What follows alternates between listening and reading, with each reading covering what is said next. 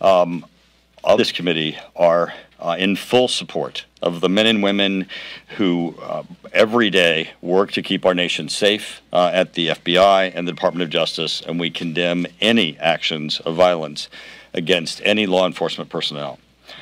Having said that, we have serious questions concerning the actions taken by Director Wray and ordered by Attorney General Garland to raid Mar-a-Lago and the personal residence of Donald Trump. Both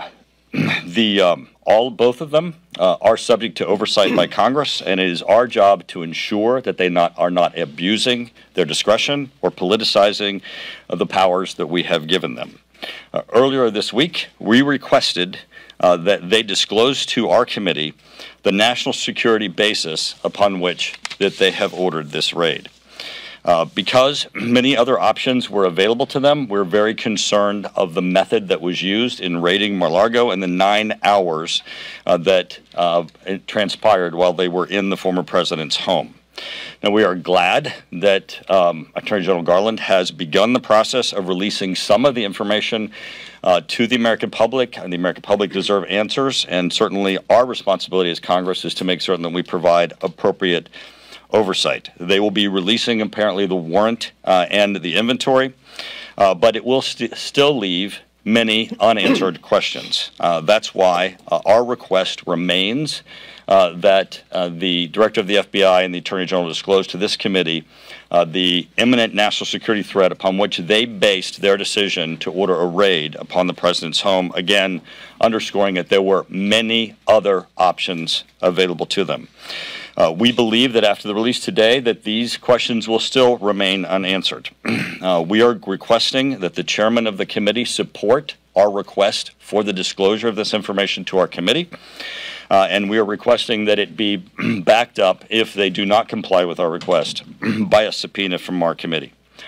Our committee is intended to work with classified information. There's nothing that would be the subject matter of this that cannot be disclosed to our committee.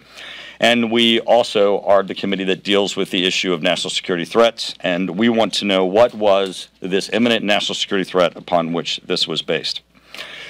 Next, we are also very concerned about the disturbing reports that there was an informant, perhaps someone even undercover, at Mar-a-Lago or around former President Donald Trump. And today we are also sending a letter to Director Wray demanding that he disclose to us the process by which that informant was utilized or that informant was placed. What is the relationship between the FBI and the person that has reportedly been utilized in this process? Now, we have a number of members who are going to speak. Each of us come with a background in national security and issues of classified information. This is an issue that requires oversight, and we're going to continue to demand this information. At this point, I would like to turn it over to Brian Fitzpatrick. Thanks, Mike. Brian Fitzpatrick from Pennsylvania, former FBI agent. I want to start by saying, no matter what angle you're looking at this from, this is a tough time in our country. We have too much distrust in too many of our institutions that are at the fabric of our democracy, and our country simply cannot survive a perpetuation of that distrust. We got to fix it across the board. It's incumbent upon all of us to do that. Just a couple of things I wanted to address as far as like how at least I think most of us are processing what our role is right now. Going forward, number one is looking at the legal justification. So at some point, possibly today, possibly in the days to follow, you're going to see the release of both the warrant, which is a top page. You're going to see beneath that potentially a rider of items to be seized and areas to be searched. And then the property receipt that the evidence response team, the investigating agents, would have filled out and returned, left a copy at the residence, and returned to the court. If it's redacted, which I suspect it will be, don't expect it to glean too much other than the statute they're investigating, potentially 1924 and or others. The real story will be with the release of the affidavit itself, which is not currently planned to be released. It is filed under seal. The prosecution does have to repeatedly go back to the court and ask that it remain under seal. There is a baseline presumption that that document be released to the public in the interest of transparency. That's what's going to tell us really what most of us want to know. Second is the tactics that were used. There's a continuum of options available to any agency that's enforcing the law, from non-invasive methods like the passive service of a subpoena with a production date and or appearance date, all the way up to the most extreme, which would be the execution of a search warrant. There's a lot of steps you can take in between. For example, forthwith subpoena, where you would show up, serve a subpoena, but demand instant production then and there. The Bureau and the Attorney General and the DOJ obviously made the decision that this extreme measure was necessary. We will await their rationale as to why that extreme measure was justified and not some lesser intrusive means. The next thing that I think we all need to look at is the parity in the enforcement of the law. We've seen many cases involving national security information, Sandy Berger, Hillary Clinton, and the like. The public needs to know that the law is being enforced equally when the circumstances dictate. And then lastly, something that I'm concerned about, which is why we want to get to the bottom of this, is the impact that this perpetual distrust across a lot of these institutions is going to have, in this case, on our national security apparatus. As FBI agents, we cannot do our job. I'm a former agent, obviously. We cannot do our job without the support of the public. That's the core necessity to keeping our country safe, and FBI agents, DEA agents, all the agents doing their job. We have to be able to go to the public, recruit sources, have sources introduce undercovers. We needed to be able to knock on someone's door, and when we show them the FBI badge and credential, that they respect it, that they invite us in and they share information with us. That's how we kept our country safe. If we ever get to a point where we lose the faith of the public, it impacts all of us. It impacts our national security. And that's what we're trying to get to the bottom of here. It's in all of our interests to do it. As Mike said, we love our law enforcement officers. We would protect and defend them. We thank them for their service. But when we have a brewing matter of distrust, we have to get to the bottom of it and fix it. Not just for the sake of this individual instance, but for the sake of our counterterrorism cases, our counterintelligence cases, our cybersecurity cases, all of the critical cases that all of our federal law enforcement agencies are working on to keep us safe. So with that, we will invite our conference chair, Elise Stefanik. Thank you, Brian. Elise Stefanik, House Republican Conference Chair, Representative for New York's 21st District, member of House Intel and House Armed Services Committee. House Republicans are committed to immediate oversight, accountability, and a fulsome investigation to provide needed transparency and answers to the American people regarding Joe Biden and his administration's weaponization of the Department of Justice and FBI against Joe Biden's political opponent. President Donald Trump is Joe Biden's most likeliest political opponent in 2024, and this is less than 100 days from critical midterm elections. The FBI raid of President Trump is a complete abuse and overreach of its authority. And as the American people know, unfortunately, this is the same agency leadership that protected Hillary Clinton, James Comey, and continues to protect Hunter Biden. The same agency leadership that perpetrated the false Russia hoax for years. And it's not just these national issues that have led to historic distrust among the American people.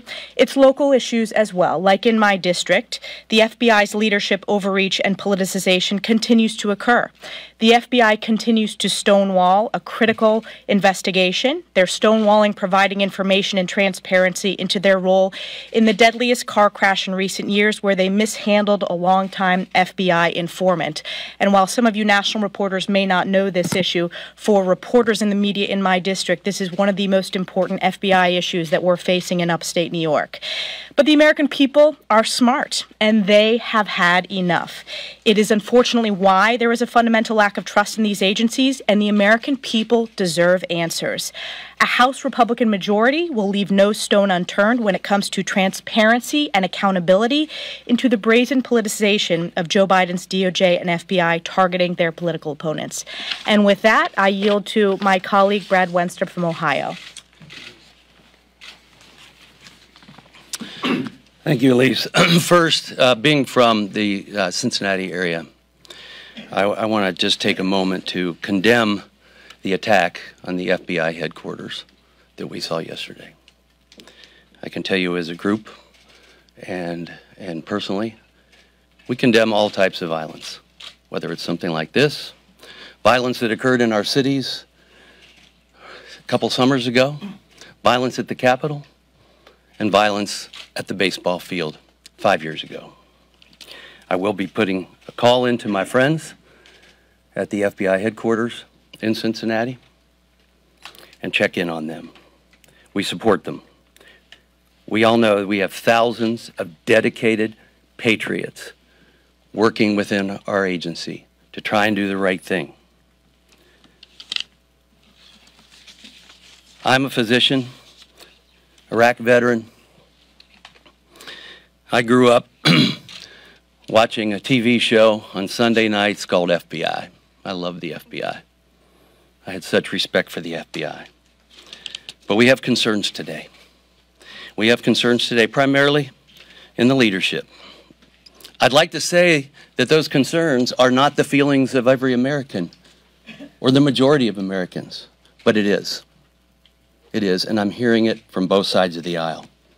They are worried about the weaponization, the politicization of the DOJ and the FBI. This raid is unprecedented. We want answers. We deserve answers. Because you see, we are a government of the people, and we are the representatives of the people. And on behalf of our citizens, we are here to have oversight. No agency in our government is its own standalone government. Accountability must be there. Transparency must be there. I want to frame a scenario that's consistent with so much of what we were dealing with and talk about what happened at the baseball field 5 years ago.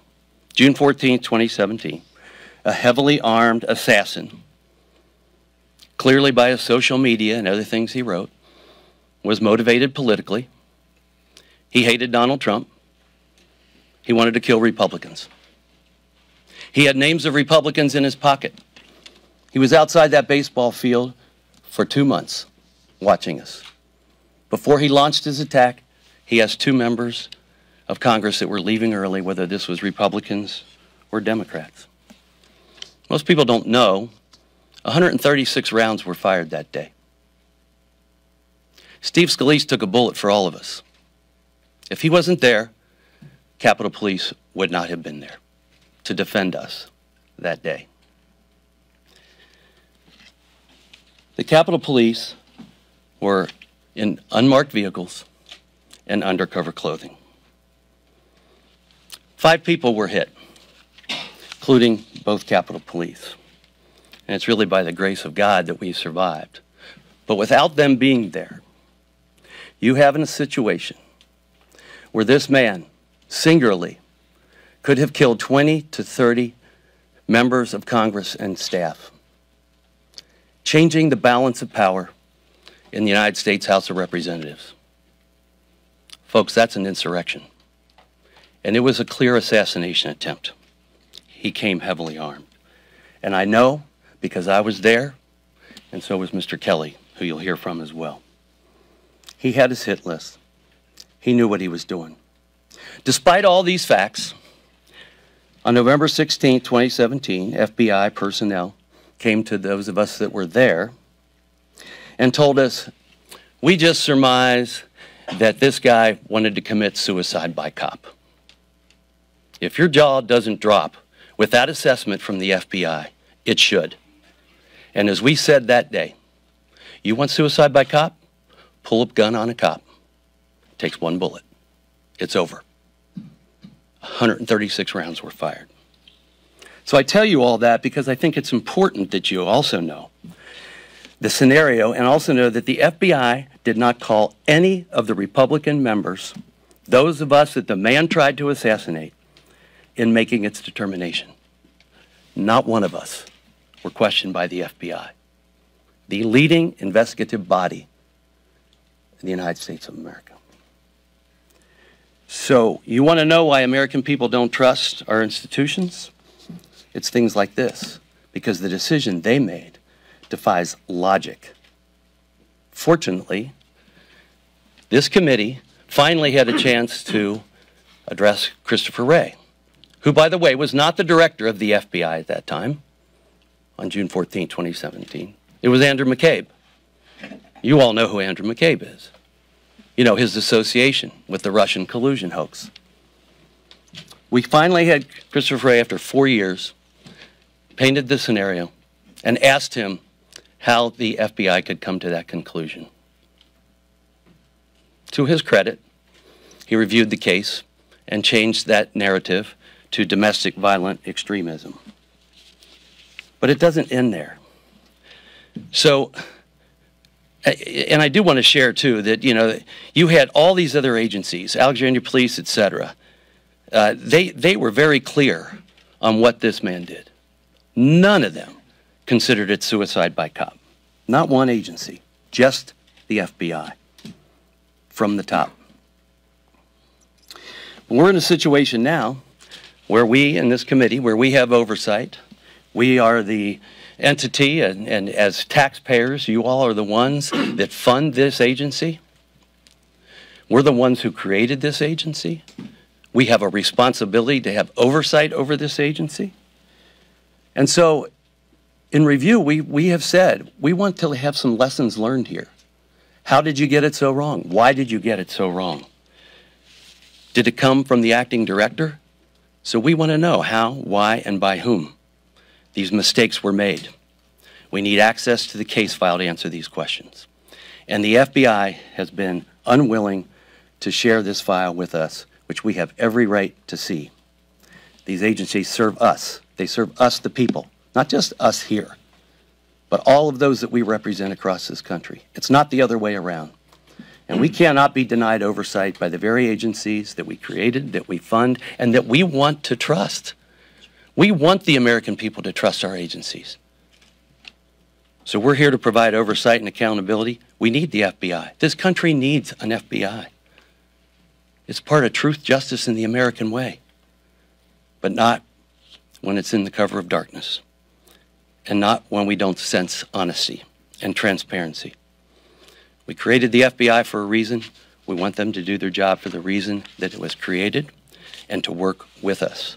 And with that, I'd like to turn over to my colleague, Trent Kelly. Thank you. And I'm Trent Kelly. I represent Mississippi's 1st District. I'm a member of the Intelligence and Armed Services Committee and Agriculture Committee. And I just want to say that the scales of justice should be balanced, and the eyes of justice should be blind as to who you are politically. I want to be very clear. The rank and file members of the FBI and our Department of Justice, they are brave men and women who do their job every single day. I think they're doing an incredible job. However, the 7th floor, the leadership of the FBI and the Department of Justice have been politicized in the eyes of most Americans. And I want to say that perception is reality. And so it doesn't matter if you're doing right if people perceive that you're doing wrong. And the only way to change that perception is through transparency and allowing people to know that what you are doing is right in the eyes of justice and that the scales of justice are balanced. As with the baseball shooting over 5 years ago, I was there. The perpetrator is dead. However, to this day, the FBI continues to use cover-up and hiding and will not disclose the files even though the perpetrator is dead.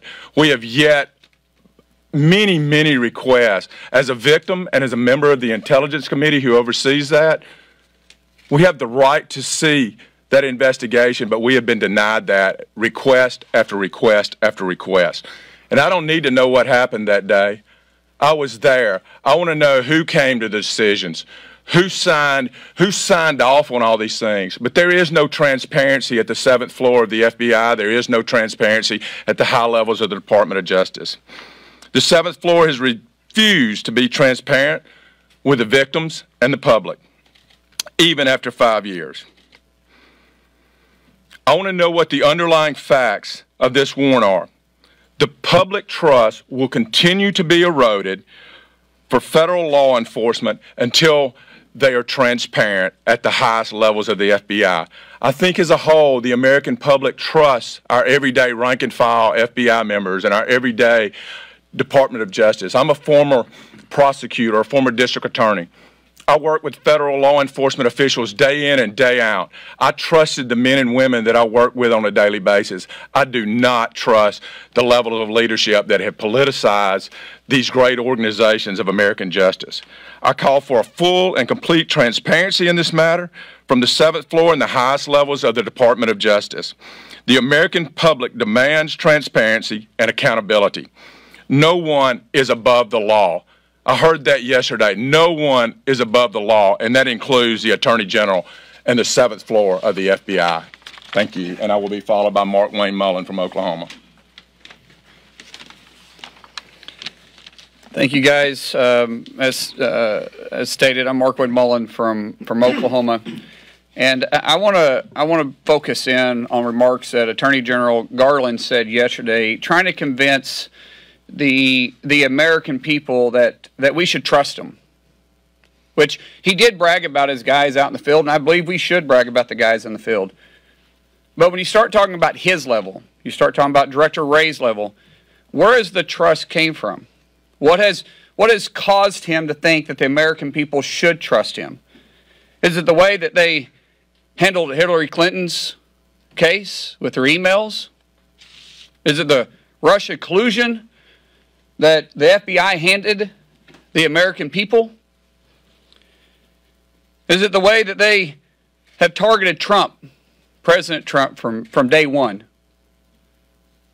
Where is the leadership of the Attorney General Garland getting the idea that the American people should trust him? Where is that Director Wray thinks that the 7th floor of the Hoover Building has earned the trust of the American people? The American people know that President Trump has been targeted from day one of his presidency by the FBI. So where is it that they've earned that trust? I don't know. Attorney Garland goes out and says that no one is above the law. I agree with that statement. No one is. That includes you, Attorney General Garland. That includes you, Director Wray. And I'm here to tell you, if the Democrats don't hold you accountable for your actions, the Republican Party will. With that, I'll go to Rick Crawford.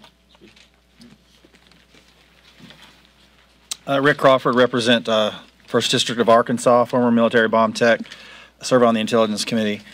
I want to associate myself with the comments of my colleagues, but you know, this committee, you see a diverse background of experience, but the one thing that we all have in common is that we were hired by the people that we represent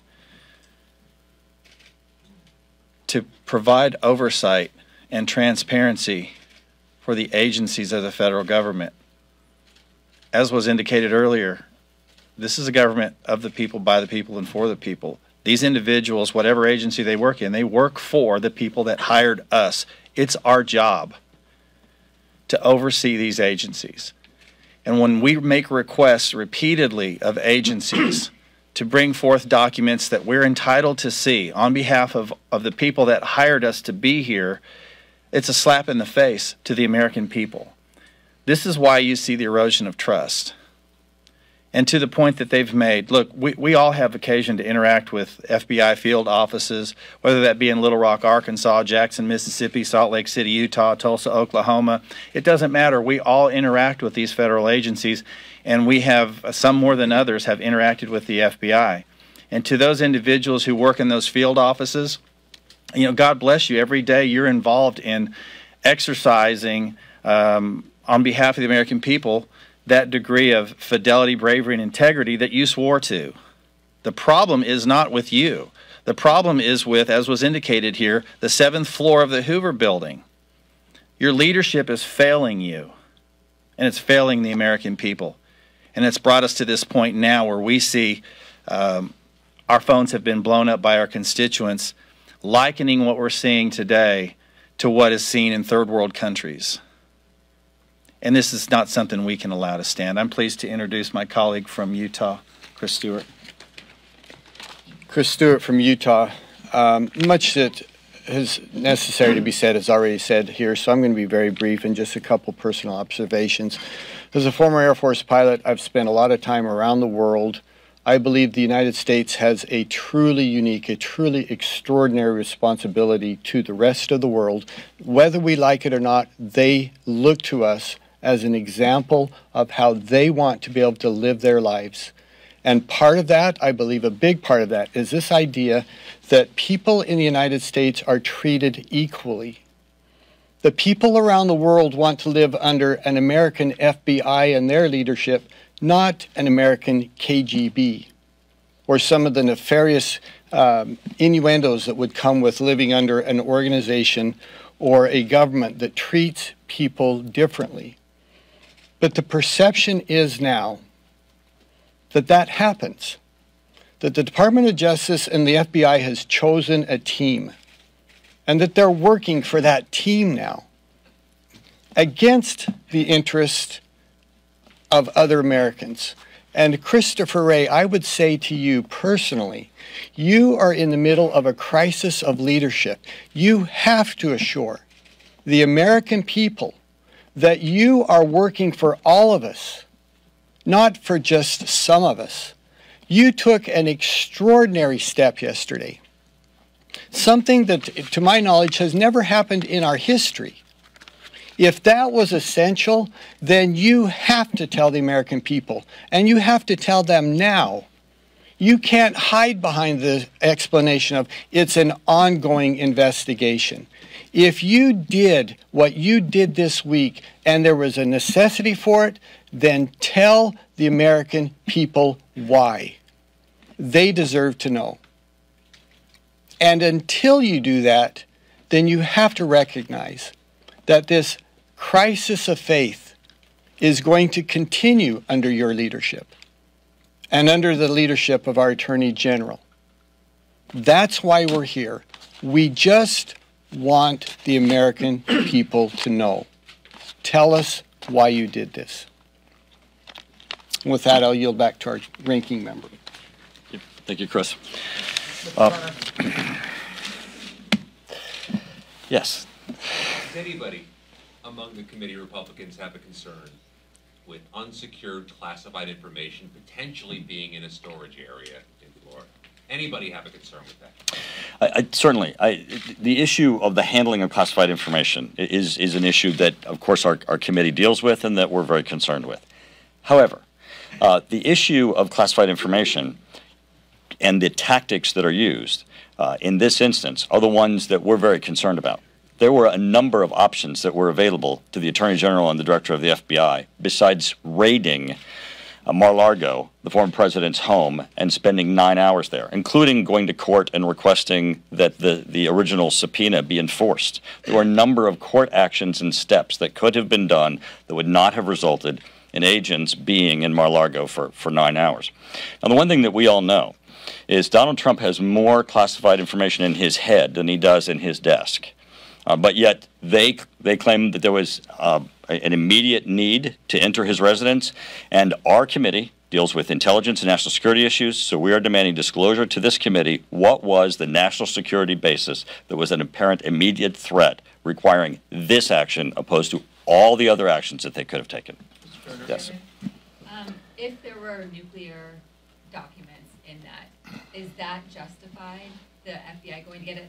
And also, you say that Donald Trump has more classified information in his head. But Mar-a-Lago is also a public club, so should those documents be in that space, written down for perhaps people to access? So this is a great question. I'm glad that you asked it. So I have served on the Strategic Forces Subcommittee and the Armed Services Committee for 20 years, including being its chair and ranking member. It depends on what the nuclear information is. You can say nuclear weapons, but there are things that are highly, highly classified. There's things that are not extremely classified, but are nonetheless classified. The other aspect with respect to access is we don't know what those documents are. I mean, I'm asking the same question you are. Attorney General Garland, Director Wray, if these things rise to the level of national security threats to which there's an immediate need to enter the residence of a former president, perhaps future candidate of president, the person who is, has run against Garland's boss, that should have a higher level of scrutiny, right? But just tell us. I'm asking the same questions you are, and if there are rational answers for it, then he needs to come to this committee, disclose what the classified information is, disclose what the national security threat is, so that we know. I'm going to pause for a second. Anybody else want to answer? I just want to say, we've been here before. I remember getting questions on the Russia collusion for years. And so before you jump to conclusions and just accept information from sources who are not the Attorney General, who are not the Director of the FBI, let's see what the facts are. That's why transparency is key here. But many of you are the same reporters that asked us questions on Russia collusion, and look how that fell apart. I think it's really... Republicans wait to see what the facts are before. We are calling for the facts. Let me answer your question. On Monday, Republicans came out and made a lot of justifications that this was completely simply political, that perhaps they planted information also. And look what our House Republican leader said. Preserve your documents. That's about finding the facts. Each of us said we want answers and transparency. And the American people, whether you're a Republican or a Democrat, and I call on our House Democrat colleagues, we deserve answers. We have oversight over these agencies on behalf of the American people. That is what we are calling for today. So before you jump to conclusions, we are asking for the answers and the facts. Let me say something on that, too, if I could. I think it's naive to assume that the American people would not wonder, is this political? Of course they're going to wonder that. Look what's happened over the last 5 years. And look at the premise of most of your questions. Was it nuclear? Was it, heck, maybe it was aliens? That's the point. We don't know. We're asking them to tell us. And until they tell us, then we're going to have questions like this, and the presumption is going to be that it is political.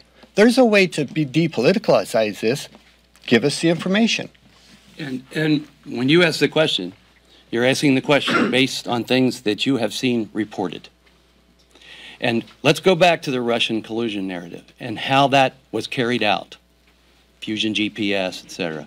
If we can get one media outlet to make a statement and an accusation, whether it's true or false, in that case false, then every other media outlet started running with it.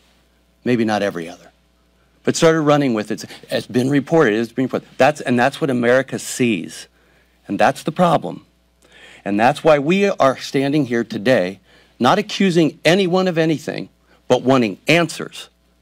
Wanting answers, same questions you have. But keep in mind how they've proven the narrative and the way they like to work things. We have one more, and then I'm going to go to... I want to point out the double standard here, too. We saw that this media frenzy about supposedly classified information. Where was this same media frenzy when there was 33,000 classified emails on a server in a bathroom with Hillary Clinton? Why didn't they raid that bathroom? Why did they work with her to find out a time, a date, and what documents they could and couldn't see? Did they do the same thing here with Trump, with President Trump? All we're saying is, was it treated the same? Was the scrutiny level the same? Right now, it doesn't appear that it was. As Ranking Member Turner said, what was your options? Did you eliminate all your options? Because you sure gave Hillary Clinton all her options when it came to classified information on an email. If it's everybody is treated equal, then good on you. If not, then you have a lot of answers to answer for, or a lot of questions to answer. One thing we know is it's no question that the Attorney General ordered this raid upon President Biden's political rival, and that certainly rises to a higher level of scrutiny and certainly the need for oversight. Yes? Some of your colleagues have attacked law enforcement in the days following the news of the search, and they said they are going to destroy or defund the FBI. I'm wondering if you guys condemn that rhetoric coming from some of your... So we support our men and women in uniform who are in law enforcement, and we request that anybody who's made outrageous statements like that you question them and not us, because everybody up here has made certainly very substantive conversations. Yes? Given that we don't know anything, we're all asking similar questions here. Right. You've spent a lot of time around classified information and highly classified information. Is there a situation at all in any universe that would warrant the FBI going into Trump's residence to obtain records? I got to tell you, you are very correct. So I've dealt with classified information in my several decades of being here, including nuclear issues of classified information. I've been in the Oval Office talking to President Trump about issues of that were nuclear related. It would be very, very narrow of anything that just has the umbrella of nuclear weapons in it that would rise to the level of an immediate national security threat. Nuclear weapons, just broadly speaking, is there any? Well, I think that's why we're asking the question. Yeah. I mean, there are a number of things that that they could show us, and I don't want to speculate on what those would be, that would obviously rise to the level of maybe you didn't have any options, but I'd be very, very, very surprised as to what those are, considering the breadth of what they could have done besides this, including going to court, trying to enforce the subpoena, demanding that the documents be produced in court, besides going into his residence and spending 9 hours. It would be, and again, also knowing that the President's deal, except in the Situation Room, largely with policy issues, it would be highly unusual for a president to have anything, even in the Oval Office, that rises to the level of an imminent national security threat. Yes. On the affidavit, I know that's not part of what's expected to be released. Is that something that you would want to be sort of publicly released, or do you kind of want the committee? It should be released to us, and it should be released to Congress. It depends on what's in it, right? But we have demanded it be released to us, and certainly there are other committees have joint jurisdiction that it should be released to also. Last question. Last question. Yes, I'm back. I'm wondering, can you think of a reason that former President Trump or any past president would need to keep classified information like that about possible nuclear weapons? Well, again, we don't know. We don't know that it's true that he has classified information, or what it is, or that it was about nuclear weapons. I can tell you that there are a number of things that are classified that fall under the umbrella of nuclear weapons, but that are not necessarily things that are truly classified. And many of them you can find on your own phone as we stand here. And if they fall within that category, they're not an imminent national security threat that would rise to the level of you have to raid Donald Trump's home and spend 9 hours there. I'm going to close with asking if there's anybody else who wants any closing comments or any additional statements. Great. Thank you very much.